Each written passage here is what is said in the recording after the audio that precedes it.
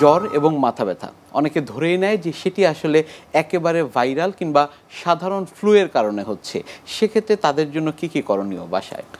Viral flu এখন খুব বেশি হচ্ছে, ডেঙ্গুও হচ্ছে, চিকুনগুনিয়া হচ্ছে।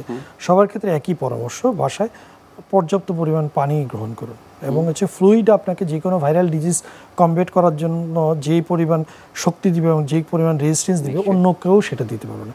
2 নম্বর হচ্ছে ভালো ঘুম। অনেকে জ্বরে পড়ে বা নানা রকম গেস্টরা দেখতে আসে, অস্থিরতার কারণে কম ঘুমায়। কম ঘুমালে কিন্তু আপনার শরীরের ইমিউনিটি কমে যাবে। 3 নম্বর হচ্ছে ভালো খাদ্যাভ্যাস। জ্বর হলেই খাওয়ার রুচি থাকে না, তারপরে বারবার অল্প অল্প করে বারবার খাদ্য সেবন করতে হবে যাতে আপনার ইমিউনিটি বুস্ট হয়, আপনি জ্বর এবং এই মাথা ব্যথাকে প্রতিরোধ করতে পারেন। লাস্ট অফ অল হচ্ছে কি, প্যারাসিটামল ছাড়া অন্যান্য ওষুধকে না বলেন। যত তীব্র মাথা ব্যথাই হোক, ডাক্তারের পরামর্শ ছাড়া প্যারাসিটামলের বাইরে অন্যান্য ওষুধ সেবন করবেন না। অনেক ধন্যবাদ আপনাকে আমাদের আজকের এই অনুষ্ঠানে আসার জন্য। আপনাকেও ধন্যবাদ, এনটিভিকেও ধন্যবাদ।